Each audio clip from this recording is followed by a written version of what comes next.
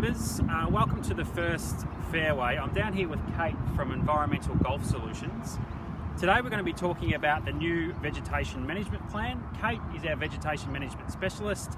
She's going to be running through things like why we're going down this path, some of the new exciting projects that we're looking at in 2019. So to kick us off, welcome Kate. Thank you. Traditionally Kew has been a golf course that had a lot of European species on the golf course, and we've moved away from that in recent years. Can you give us an explanation on where we're going and what we're doing? Definitely. A lot of clubs these days are heading down the native vegetation path, and there's several reasons for that.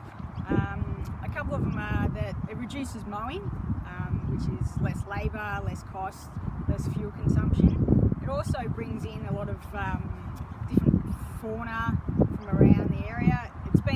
Even studies have been done from the Melbourne Uni that actually shows that golf courses are probably the best spot for sort of fauna to live on. Yep. So we're trying to bring in some more habitat, but also just bringing back the native species from what would have been originally in this area, and it also grows sort of naturally, less maintenance.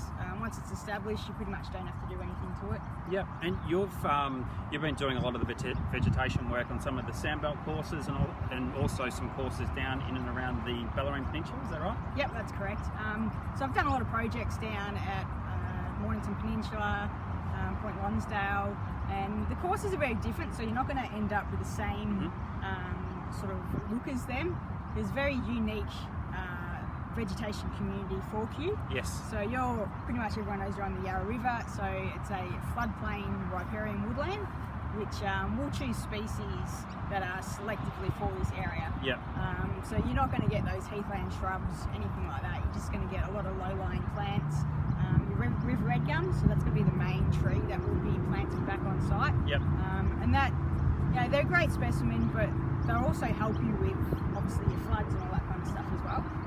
And you've done some work already here at Kew. Can you just take us through some of the projects so the members have an understanding of the type of work that we're looking at as well? Yep, so we've recently done the right-hand side of the fourth, along there.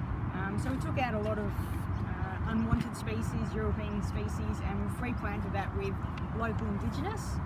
So they're all grown from the nursery, sort of just in Fairfield there, and that will pretty much provide a screen along the fence there, yes, as well as sort of like a little native area. It'll be very sparse, so if you do happen to hit your ball in there, you will find it. Sure. It may look from a distance, it may look very thick, but actually when you go up to it, you'll be able to find your ball right here.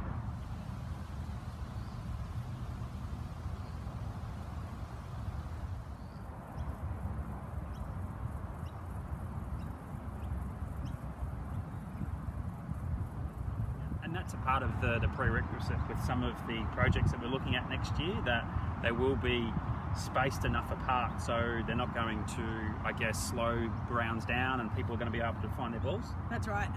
With the native Indigenous list, there's actually quite a lot of plants we can select from.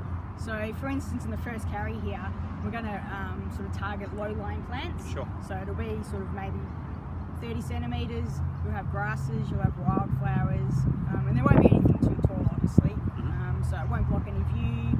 They'll be sort of open and sparse growing plants that if your ball does happen to land in or near it, that you'll be able to get a clear shot out. Sure, and I'm assuming from a cosmetic outlook, the actual areas will look pleasing, they'll look nice, and they'll fit in well with the Kew landscape. Correct. It'll take a while, so for native vegetation areas, they usually take anywhere between 18 months to 24 months to establish. But once they do establish, they'll just look like it's always been here.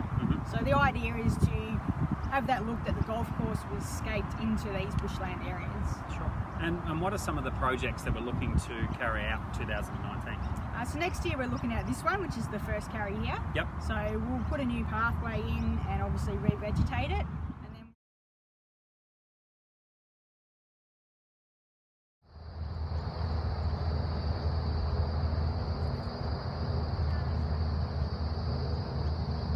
Also looking at an area on 18 and a small area on 5. Yep, sure. So the area on 18, which part of the 18th? So that'll be the back right hand corner. on that bank there. Sure. So we're looking at that area because not only will it aesthetically look good from the clubhouse and when you're teeing off the 18th, but it also helps Cam with sort of not having to mow that area, and his staff can concentrate on the plain surfaces instead of the rough areas. Yep.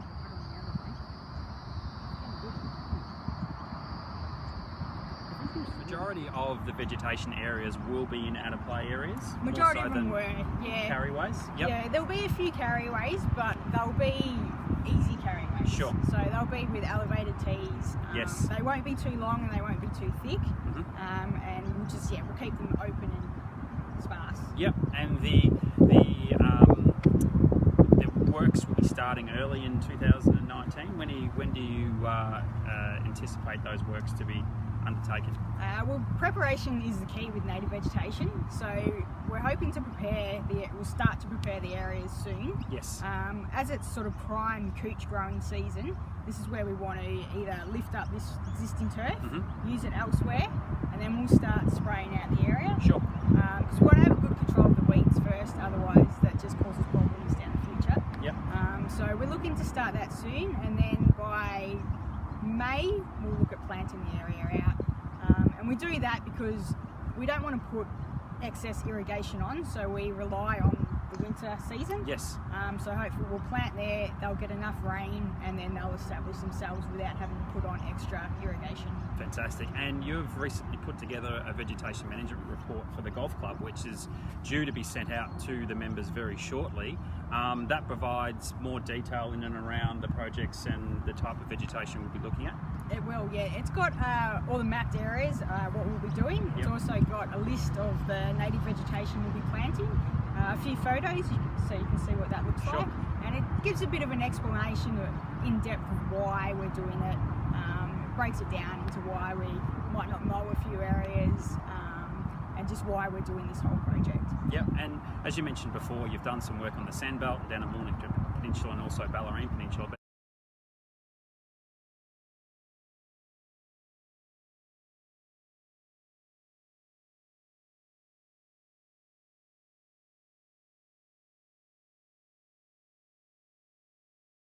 This is the first project that you've done on a claybelt course?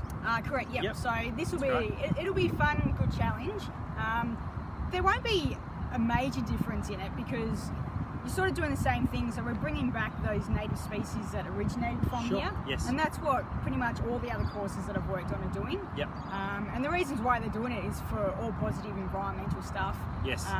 It helps the course manager in a lot of ways, more than one. But it's also, this day and age, the golf course is being recognised environmentally as benefiting the environment. Yes. So there's international awards that clubs have been winning with the works that they've been completing. So hopefully we can do that with Q. Yep. And awesome. get a few awards won. Yep. Brilliant.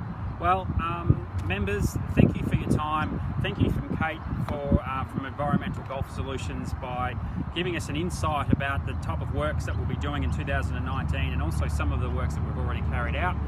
As I mentioned before, a report will be coming out to members soon, which will give some more detail. But once again, thank you, Kate, for your time. Thank you, Matt.